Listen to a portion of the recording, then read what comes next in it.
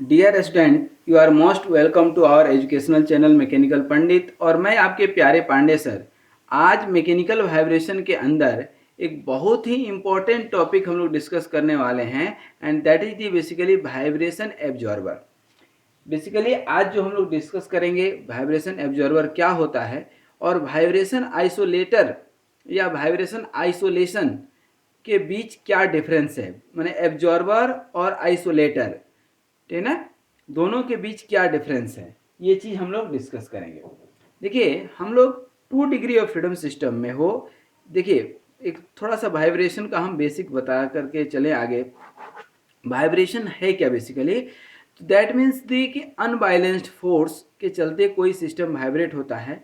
तो हम लोग पढ़े थे कि यदि कोई आपका सिस्टम है, उसमें जनरली 3 एलिमेंट्स होते हैं वाइब्रेशन के। पहला होता है स्प्रिंग, दूसरा होता है एक डैम्पर, और तीसरा होता है मास। ठीक है ना, मास और स्प्रिंग तो होगा ही होगा, ठीक है ना, मास और स्प्रिंग होना कंपलसरी है। ठीक है, और डैम्पर हो भी सकता है, नहीं भी हो सकता है। यदि डैम्पर होगा तो डैम्प्ड वाइब्रेशन बोलेंगे, नहीं होगा तो अनडैम्प्ड बोलेंगे। पहला चीज़। दूसरा चीज़, ये यदि आप एक बार फोर्स लगा करके छोड़ देते हैं तो फ्री वाइब्रेशन है। कंटिन्यूअस फोर्स लगाते रहते हैं तो फोर्स्ड वाइब्रेशन है। अब इसका मान लीजिए डिस्प्लेसमेंट x है, तो इसका इक्वेशन आप लिखे थे mx double dot plus C x dot plus K X equal to F. ठीक है, ये इक्वेशन था फोर्स्ड वाइब्रेशन का। ठीक है, अब समझिएगा इसको। अब यदि फ्री वाइब्रेशन है तो mx double dot plus C x dot plus K X equal to 0। ये इक्वेशन किसके लिए हो गया? Free damped vibration, free damped vibration. ठीक है, और यही यदि सी एक्स भी 0 हो गया, M X double dot plus K X equal to 0 हो जाए, तो ये क्या है आपका? ये क्या है? Free undamped vibration, free undamped vibration, जो सबसे ज़्यादा कॉमन होता है। ठीक है ना, और यही यदि M X double dot plus K X equal to F आ जाए, तो ये हो जाएगा forced undamped vibration, forced undamped vibration. अब इस चीज़ को थोड़ा समझिएगा। अच्छा, पहले चीज़ मैं बता दूं कि वाइब्रेशन एब्जॉर्बर बेसिकली एनिमेशन के हेल्प से मैं लेक्चर नंबर 71 में भी दिखाया हूं, पावर पॉइंट के हेल्प से, एनिमेशन के हेल्प से। तो उसी के कंजेक्यूटिव ये 71 जो वीडियो नंबर है, लेक्चर नंबर 71 जो है, वो जरूर देखिएगा। वो नहीं देखिएगा तो फिर ये पूरा मजा जो है किरकिरा जाएगा। ये बेसिक कॉन्सेप्ट समझा रहे हैं, ठीक है ना। तो इसका मतलब ये है कि ये जो फोर्स्ड अनडैम्प्ड वाइब्रेशन है, ये बहुत कॉमन है। सबसे ज़्यादा कॉमन जो है यदि कुछ है तो यही है। ठीक है, अब इसमें जो है एक स्प्रिंग, 2 स्प्रिंग, 4 स्प्रिंग आप लगाते हैं, ठीक ना। अब यहाँ पर एक चीज़ समझिएगा थोड़ा सा, यहाँ पर सिस्टम कैसे काम करता है। तो सिस्टम मान लीजिए कि ये है आपका सिस्टम, और इसमें एक की जगह 2 स्प्रिंग लगा दिए आप, ठीक है ना, एक की जगह 2 स्प्रिंग लगा दिए आप, और ये आपका क्या हो गया? मास हो गया। ठीक है ना, इसके ऊपर आपने फोर्स लगा दिया। कितना फोर्स लगाया?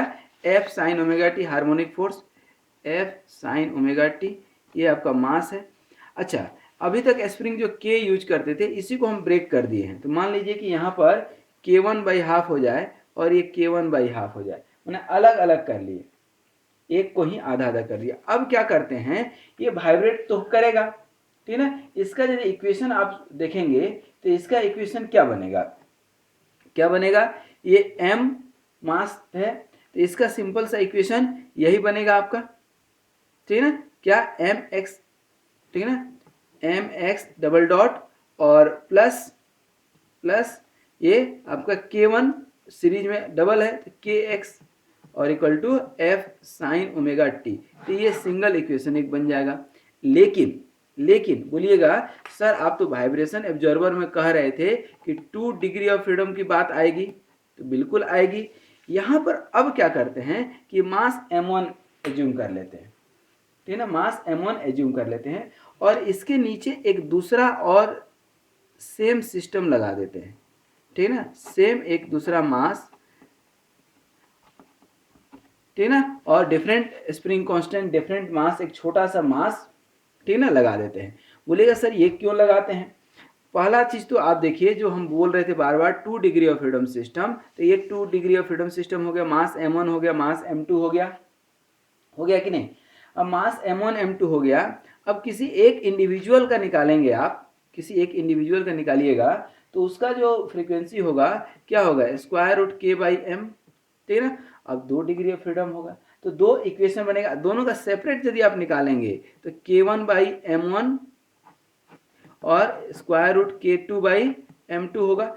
लेकिन कब होगा? देखिए होता क्या है कि when ever the externally excited force will act on any system, ठीक ना, that will produce undesirable force, unbalanced force will always produce undesirable vibration, ठीक ना। अब आपके लिए यह जरूरी हो जाता है कि इसके वाइब्रेशन को आप रिड्यूस करें या एलिमिनेट करें। एलिमिनेशन का दो उपाय है, एक आइसोलेटर लगा देते हैं और दूसरा एब्जॉर्बर लगा देते हैं। तो आज चूंकि मेरा टॉपिक क्या है, एब्जॉर्बर है, तो हम क्या करते हैं, एक एब्जॉर्बर लगा देते हैं। एब्जॉर्बर कुछ इस तरह से लगाते हैं कि जो ये वाइब्रेशन प्रोड्यूस करेगा उसको ये एब्जॉर्ब कर ले, so it is called absorber. That means it is the concept of coupling. जो आपका मेन सिस्टम है, जो भी आपका मशीन है, इंजन है, ठीक ना, उसमें एक छोटा सा जो है आप एलिमेंट जोड़ देते हैं, ठीक ना, छोटा सा आप इसमें जोड़ देते हैं, ठीक ना। तो basically this system is known as vibration absorber, और इसी को डायनामिक वाइब्रेशन एब्जॉर्बर भी बोलते हैं। इसी को dynamic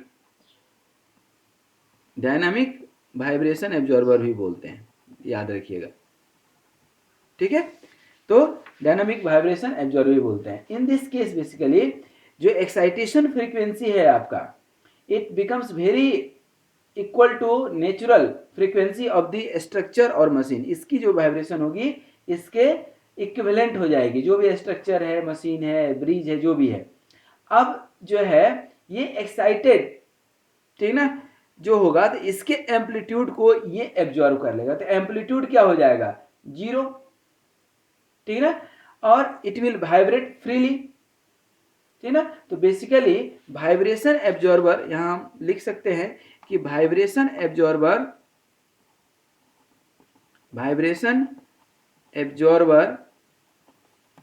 is used to control the structural resonance, क्योंकि रेजोनेंस में ही तो एम्पलीट्यूड आपका इन्फिनाइट होता है और चीजें ब्रेक हो जाती हैं, चाहे वो मशीन हो या स्ट्रक्चर हो या कुछ भी हो, ठीक ना। तो वहां पर आप क्या करते हैं, एक छोटा सा एब्जॉर्बर लगा देते हैं, और यही एब्जॉर्बर आपके सिस्टम के फ्रीक्वेंसी को, एम्पलीट्यूड को जो है एब्जॉर्ब कर लेता है, उसको कंट्रोल करके रखता है। अब इस सिस्टम को यदि हम बात करेंगे तो इस सिस्टम का कुछ इक्वेशन बन सकता है। इक्वेशन क्या बनेगा, अब ये 2 डिग्री ऑफ फ्रीडम इक्वेशन बनेगा। कैसे बनेगा, देखिए यहाँ पर m1x1 डबल डॉट होगा कि नहीं, इसका m1x1 डबल डॉट प्लस एक k1/2 k1, इसको ब्रेक किए हैं सिर्फ शो करने के लिए, तो क्या हो जाएगा k1x1 प्लस अब ये k2, और इसका भी कुछ वाइब्रेशन होगा कि नहीं, x2 मान लीजिए डिस्प्लेसमेंट, तो क्या हो जाएगा k2 और x1 minus x2 equal to f sine omega T, force vibration है। ये इक्वेशन एक हो जाएगा।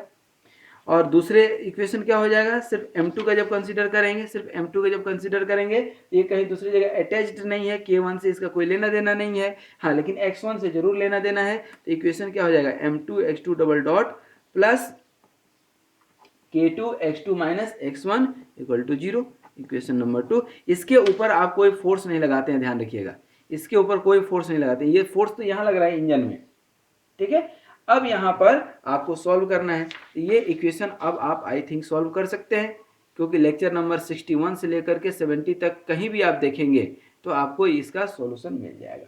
कैसे सॉल्व करेंगे, आप x1 इक्वल टू क्या मान लेते हैं, late a1 sign omega T, और x2 इक्वल टू क्या मान लेते हैं a2 साइन ओमेगा टी। तो x1 डबल डॉट क्या हो जाएगा minus A1 omega square sine omega T, और x2 डबल डॉट क्या हो जाएगा, minus A2 omega square sine omega T. हो जाएगा कि नहीं। अब इसी में, ठीक है ना, इक्वेशन रख दें।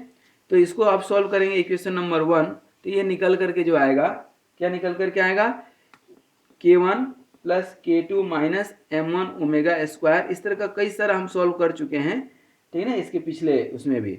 और K2 A2 equal to F, ये इक्वेशन नंबर 1 हो जाएगा। और दूसरा इक्वेशन क्या बन जाएगा, minus K2 A1 plus K2 minus M2 omega square, और ये फ्री वाइब्रेशन है, A2 equal to 0, equation number 2। इसको आप सॉल्व करेंगे मैट्रिक्स मेथड से। कौन से मेथड से, मैट्रिक्स मेथड से, A1 और A2 में। तो क्या हो जाएगा, मैट्रिक्स क्या बनेगा, K1 plus K2 M1 omega square, ठीक ना, और यहाँ पर माइनस K2, और ये A1 A2, और इधर क्या बनेगा F और 0, ठीक है। और यहाँ नीचे क्या हो जाएगा, माइनस K2, और ये K2 minus M2 omega square. अब इसको आप जब सॉल्व करते हैं, ठीक है ना, जब आप इसको सॉल्व करेंगे तो यहाँ पर वैल्यू जो निकल करके आएगा, A1 का कुछ वैल्यू निकल करके आएगा, और उसी तरह से A2 का भी वैल्यू कुछ निकल करके आएगा। A1 का वैल्यू जो निकल करके आएगा, that will be K2 minus M2 omega square into F upon होगा आपका M1 M2 omega to the power 4 minus M1 K2 plus M2 और K1 प्लस K2 का पूरा का omega square plus K1 K2, ठीक है। और उसी तरह से A2 भी निकल करके आएगा, क्या, K2 इंटू एफ अपन, यही जो डिनोमिनेटर में, यही डिनोमिनेटर यहाँ आ जाएगा, ठीक है। तो इस तरह से A1 और A2 यदि निकल गया तो आप एम्पलीट्यूड रेशियो निकाल सकते हैं, पहला चीज, ठीक है। और इसमें एम्पलीट्यूड निकालने के साथ साथ आप फ्रीक्वेंसी निकालेंगे, तो फ्रीक्वेंसी आप इसके जब भी निकालेंगे तो ध्यान रखिएगा यही आएगा, K1 अपन M1, या ओमेगा दूसरा जो आएगा K2 अपन ये M2 नेचुरल फ्रीक्वेंसी, जो आपको शुरू में ही बता दिए हैं, ठीक है ना। अब इसमें मास और स्प्रिंग जो है, कांस्टेंट जो एब्जॉर्बर सिस्टम है, उसको इस तरह से सिलेक्ट करते हैं, इस तरह से सिलेक्ट करते हैं कि आपका स्टैटिक डिफ्लेक्शन 0 हो। क्या, स्टैटिक डिफ्लेक्शन 0 हो। तो एक स्टैटिक जो है एम्पलीट्यूड निकालते हैं, और ये होता है F अपॉन K1। इस तरह से ये सिलेक्ट करते हैं। तो इसमें सिलेक्ट क्या करते हैं, बेसिकली K1 सिलेक्ट करते हैं, और इसको बोलते हैं हम लोग स्टैटिक डिफ्लेक्शन। स्टैटिक डिफ्लेक्शन मतलब zero frequency deflection, zero deflection, zero deflection frequency, कोई डिफ्लेक्शन होगा ही नहीं। डिफ्लेक्शन नहीं होगा मतलब क्या, इंजन तो चलेगा, इंजन तो चलेगा, लेकिन वाइब्रेशन के चलते ये सिस्टम ऊपर नीचे बहुत ज़्यादा नहीं जाएगा। ये ऊपर नीचे जो वाइब्रेशन होना चाहिए था नहीं जाएगा, क्योंकि इसके एम्पलीट्यूड को ये सिस्टम जो है हमारा एब्जॉर्ब कर चुका होगा, उसको एब्जॉर्ब कर चुका होगा, ठीक है। तो यहाँ पर जो है आपका ये जो है सिलेक्ट करना है आपको अपने हिसाब से, ठीक है ना, ये ध्यान रखिएगा, that is very important while designing, ठीक है ना। अब इसी में जो है, अब जब इक्वेशन बनाएंगे, जैसा कि अभी हमने आपको इक्वेशन निकाल करके दिखाया, इसमें M1 और M2 इन्वॉल्व होगा, ठीक है ना, होगा कि नहीं, M1 और M2 इन्वॉल्व है, तो हम एक मास रेशियो निकालते हैं, क्या, मास रेशियो, ठीक है ना, दैट इज म्यू, और इसको बोलते हैं M2 अपन M1, M2 अपन M1, मतलब ये एब्जॉर्बर का मास हुआ, और ये इंजन या जो भी मशीन है, स्ट्रक्चर है, उसका मास है, इसको बोलते हैं मास रेशियो, ठीक है। और ये मास रेशियो निकालने के बाद अब डिफरेंट डिफरेंट कंडीशंस में कुल मिलाकर के ये है हमारा इक्वेशन। कुल मिलाकर के आप इक्वेशन इतना बस याद रखिए कि जो आपका वाइब्रेशन यहाँ पर क्रिएट हुआ, ठीक है ना, उसको ये एब्जॉर्ब कर ले। अब उसके कई सारे कंडीशंस हैं, कई सारे फार्मूले हैं, जो कि हम लेक्चर नंबर आपको बता रहे हैं कि 71 में थोड़ा सा एनिमेशन के हेल्प से डिस्कस करेंगे। लेकिन फिर भी थोड़ा सा इसको आप देख लें, ठीक ना, तो आपको आगे का काम आसान रहेगा। एक तो आप A1 अपन AST निकालेंगे सिस्टम का, ठीक है, स्टैटिक डिफ्लेक्शन। A1 अपन AST जब निकालेंगे तो डिफरेंट डिफरेंट फार्मूला पर डिफरेंट डिफरेंट इक्वेशंस बनते हैं, ठीक है ना, और इसको आप सॉल्व करते हैं, ठीक है ना, तो यहाँ पर ओमेगा अपन ओमेगा 2 जो निकल करके आता है जनरली 1.24 या 0.8 आएगा, ठीक है ना। उसी तरह से A2 अपन AST भी निकालते हैं, ठीक है ना, तो इसको भी सॉल्व करते हैं, ठीक है ना। और ये AST जो है हम बार बार बता रहे हैं, ये आपको सिलेक्ट करना है, इसके अकॉर्डिंग सिलेक्ट करना है जिससे कि हमारा इसका वैल्यू इसी रेंज में रहे या और कम रहे, ठीक है। और इसको भी आप निकालते हैं, ठीक है ना, तो वहाँ पर भी जो है आपका ओमेगा अपन ओमेगा 1 या ओमेगा अपन ओमेगा 2 का वैल्यू जो है कम से कम होना चाहिए। कुल मिलाकर के ओमेगा 2 अपन ओमेगा 1 जो सबसे इंपॉर्टेंट इक्वेशन है, frequency of absorber upon structure should be equal to 1 plus mu, that is very important equation only, this equation is only important, ठीक है ना, ये बहुत इंपॉर्टेंट है, इसको ध्यान रखना है। तो ओमेगा 2 अपन ओमेगा 1 जो है 1 अपन 1 प्लस म्यू। अब इसमें आप देख सकते हैं कि जो दोनों ऑब्जर्वर ये जो है आपका मशीन और इसका जो फ्रीक्वेंसी का रेशियो है वो डिपेंड किस चीज़ पे कर रहा है, सिर्फ और सिर्फ मास रेशियो पे। किस पे डिपेंड कर रहा है? मास रेशियो पे। यदि मास रेशियो पे डिपेंड कर रहा है तो मास इस तरह से सिलेक्ट करना है आपको, मास इस तरह से सिलेक्ट करना है mu equal to m2 upon m1, ताकि ये आपका जो है कम से कम वैल्यू हो, ठीक है। अब देखिए यहाँ पर अभी डैम्पर यूज नहीं किए हैं, आप इसमें डैम्पर भी यूज कर सकते हैं। क्या कर सकते हैं? डैम्पर भी यूज कर सकते हैं। तो वाइब्रेशन जो है आप यदि यूज कर रहे हैं, ठीक है ना, तो जनरली हम लोग विदाउट डैम्पिंग ही यूज करते हैं, ध्यान रखिएगा, विदाउट डैम्पिंग यूज करते हैं। और damping defeats the very purpose of an observer, ठीक है ना। अब देखिए एक और आपको हम क्वेश्चन इसी में देखे थे कि एब्जॉर्बर और आइसोलेटर के बीच क्या डिफरेंस है, आइसोलेटर के बीच क्या डिफरेंस है, ठीक है ना। तो basically vibration absorber is a spring mass system, जो कि आप देखे अभी इसमें स्प्रिंग है, एक बड़ा मास है, फिर एक छोटा स्प्रिंग और छोटा मास, ठीक है। इसमें M1 और ये M2, M2 जो है आपका बहुत छोटा है किससे? M1 से। M2 जो है M1 से काफ़ी छोटा है, ठीक है। तो ये स्प्रिंग मास सिस्टम जो अटैच्ड है आप देख पा रहे होंगे, और इस वाइब्रेटरी सिस्टम में आपका कुछ न्यूमेरिकल कैलकुलेशन बनता है। लेकिन वाइब्रेशन आइसोलेटर क्या है? ये एक मटेरियल है, ये जो है मटेरियल है, जैसे कि कॉर्क यूज करते हैं, ठीक है ना, रबर यूज करते हैं, ठीक है ना, फेल्ट यूज करते हैं मशीन के नीचे, स्ट्रक्चर के नीचे, पैड यूज करते हैं, ठीक है ना। तो which are use to isolate machine from the foundation. ये आपका मशीन हो गया और इसके बीच में आइसोलेटर और ये फाउंडेशन है। तो ये आपका जो है क्या है? ये जो है आपका आइसोलेटर है, ठीक है ना, और ये आपका एब्जॉर्बर है, ठीक है, ये ध्यान रखिएगा, ठीक है ना। तो this vibration isolation materials absorb the shock and vibration due to unbalanced force, ठीक है ना। और यहाँ पर कोई एक्सटर्नल या आर्टिफिशियल डिवाइस जो है यूज करते हैं, और इसी को हम लोग बोलते हैं आजकल इलेक्ट्रिक मैग्नेटिक फील्ड यहाँ यूज करते हैं कई बार। तो ये सब वाइब्रेशन आइसोलेटर है, ठीक है, ये एक मटेरियल है, ध्यान रखिएगा, और ये एक कॉन्सेप्ट है। एब्जॉर्बर क्या है? एक कॉन्सेप्ट है, ठीक है, और ये जो है एक आपका मटेरियल है, ठीक है, पहला चीज। दूसरा एक चीज ध्यान दीजिएगा, type of the vibration absorber, type of the vibration absorber. तो type of the vibration absorber की यदि हम बात करते हैं तो टाइप यहाँ एक बार लिख भी देते हैं, टाइप्स ऑफ वाइब्रेशन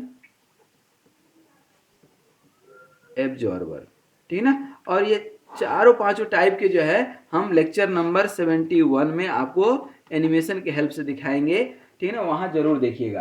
तो यहाँ पर सबसे पहला होता है आपका टोर्सनल वाइब्रेशन एब्जॉर्बर। क्या है? Torsional vibration absorber. ठीक है, इसमें ट्विस्टिंग का कॉन्सेप्ट कुछ यूज करते हैं इस तरह से, सेंट्रीफ्यूगल फोर्स का, ठीक है ना, ये ट्विस्टिंग का कॉन्सेप्ट यूज करते हैं। ठीक है, उसी तरह से जैसे आपका ये है एक, ठीक है ना, और ये कोई रॉड है, बार है, और ये आपका डिस्क है, ठीक है, इसको आप रोटेट करेंगे तो ट्विस्टिंग मोमेंट इसके अंदर जनरेट होगा, and that is called only torsional vibration absorber. ठीक है, टोर्सनल वाइब्रेशन एब्जॉर्बर के बाद एक जो है आपका आता है डायनामिक, जो है डायनामिक वाइब्रेशन एब्जॉर्बर, जो कि पहले हम आपको बता चुके हैं, डायनामिक वाइब्रेशन एब्जॉर्बर, जो आपको बताए कि ये मास सिस्टम है, इसके ऊपर स्प्रिंग आप यूज करते हैं, ये आपका स्ट्रक्चरल मास है, और इसके नीचे आप जो है एक एब्जॉर्बर मास यूज करते हैं छोटा सा। ठीक है, कि इसके एम्पलीट्यूड को ये रिड्यूस कर देता है। इसके अलावा तीसरा है एक जो है सेंट्रीफ्यूगल पेंडुलम एब्जॉर्बर। इसमें कहीं ना कहीं पेंडुलम का कॉन्सेप्ट यूज करते हैं, नाम से ही जो है आपका क्लियर है कि इसमें कहीं ना कहीं पेंडुलम का कॉन्सेप्ट यूज करेंगे। इसके अलावा एक ट्यून्ड वाइब्रेशन ऑब्जर्वर होता है, ट्यून्ड एंड अनट्यून्ड, ठीक है ना, tuned and untuned vibration observer, ठीक है ना। इसका भी आप मीनिंग समझ गए होंगे कि आपके जो इसका फ्रीक्वेंसी होगा इसके साथ इसकी ट्यूनिंग होनी चाहिए। आप रेडियो सुनते होंगे ना कभी, तो जो है बोलता है ना कि आप ट्यून किए हैं 93.5, तो 93.5 के साथ और आपके रेडियो की फ्रीक्वेंसी के साथ मैच होना चाहिए, तभी जो है आप अच्छे से कोई भी जो है सुन पाएंगे। तो इस तरह से ये दीज आर 4 वाइब्रेशन एब्जॉर्बर। तो कुल मिलाकर के कंट्रोल ऑफ द वाइब्रेशन यदि आपको पढ़ना हो, ठीक है ना, किसका? Control of the vibration, vibration control करने के लिए कंट्रोल ऑफ, तो कंट्रोल ऑफ वाइब्रेशन में सबसे इंपॉर्टेंट है पहला कि vibration can be controlled by natural frequency. पहला बाय कंट्रोलिंग, लिख देते हैं, controlling natural frequency and system frequency. तो इस तरह से आप कंट्रोल करना है आपको कि रेजोनेंस की फेनोमेना अकर नहीं हो। रेजोनेंस, ठीक है ना, रेजोनेंस नहीं होना चाहिए। रेजोनेंस होगा तो एम्पलीट्यूड इन्फिनाइट हो जाएगा और टूट जाएगा। दूसरा है कंट्रोल ऑफ वाइब्रेशन के लिए ऑप्शन कि आप एब्जॉर्बर यूज कर लीजिए, ठीक है, एब्जॉर्बर यूज कर लीजिए। तीसरा ऑप्शन है आपके पास कि डैम्पर यूज कीजिए। डैम्पिंग कैपेसिटी हम लोग पढ़ चुके हैं, डैम्पिंग या डैम्पर यूज कीजिए, डैम्पर यूज कीजिए। और चौथा ऑप्शन है आइसोलेटर यूज करने के लिए, ठीक है ना। तो 4 ऑप्शन है आपके पास टू कंट्रोल दी वाइब्रेशन। तो if you want to control the vibration in any structure और मशीन, तो you must maintain the natural frequency, you have to control the natural frequency and system frequency, ठीक है, to avoid the resonance. दूसरा option है by introducing the absorber, vibration absorber in the vibratory system, ठीक है ना, vibration can be controlled. और तीसरा है damper, by introducing the damping और energy of the dissipating devices in a vibratory system. और चौथा और लास्ट है आइसोलेटर, ठीक है ना। तो बाय आइसोलेटर इन वाइब्रेटरी सिस्टम जो है आपका जो भी स्ट्रक्चर है उसके बीच में और फाउंडेशन के बीच में, ये फाउंडेशन है, इसके बीच में आप आइसोलेटर यूज कर लीजिए। मैं फिर बता रहा हूँ कि ये लेक्चर नंबर 71, जस्ट इसके बाद वाले लेक्चर में आपको इसका एनिमेटेड जो है काफ़ी सारा पिक्चर और सिस्टम दिखाए हैं, जहाँ पर कि ये चीज़ें आपको मिल सकती हैं देखने को। तो आज यहीं तक, और आज आपने समझा कि वाइब्रेशन एब्जॉर्बर क्या होता है, वाइब्रेशन एब्जॉर्बर कैसे काम करता है, और वाइब्रेशन एब्जॉर्बर को ही डायनामिक वाइब्रेशन एब्जॉर्बर बोलते हैं। वाइब्रेशन कंट्रोल में ये किस हद तक मदद करता है, कैसे मदद करता है, कैसे इससे जो है हम लोग वाइब्रेशन को रिड्यूस कर सकते हैं, वाइब्रेशन को कंट्रोल कर सकते हैं। एक्सटर्नली एक्साइटेड जो सिस्टम है उसके एम्पलीट्यूड को कैसे हम जो है क्या कर सकते हैं, एलिमिनेट कर सकते हैं या रिड्यूस कर सकते हैं, ये सारी चीज़ें हम लोग पढ़े आज।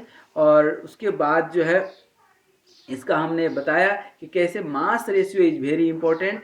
अल्टीमेटली आप जब फ्रीक्वेंसी रेशियो निकालते हैं तो ये निकल करके आता है 1/1 + म्यू। तो you have to select the mass ratio very carefully, M2/M1, mass of the absorber upon mass of the structure. ठीक है, और ये एब्जॉर्बर और आइसोलेटर के बीच क्या डिफरेंस है ये भी हमने बताया कि एब्जॉर्बर एक कॉन्सेप्ट है जो कि वाइब्रेशन को एब्जॉर्ब कर लेता है, और ये आइसोलेटर आइसोलेट कर देता है किसको, फाउंडेशन को और स्ट्रक्चर को। और जाते जाते हमने बताया कि types of the vibration absorber कितने टाइप्स के हैं, तो torsional vibration absorber, dynamic vibration absorber, centrifugal pendulum vibration absorber, tuned and untuned vibration absorber, और लास्ट में control of the vibration. How can you control the vibration? By maintaining, by controlling the natural frequency, using vibration absorber, using damping energy या damper, and using isolator. तो इसी 4 पे करना है विचार। और आज यहीं तक। Thank you very much for watching this video, and must share this video with your classmate also। कर भला तो हो भला, ठीक ना। तो be happy, healthy and keep smiling please। keep है वही इंसान जिसके चेहरे पे रहता हमेशा मुस्कान। Thank you very much.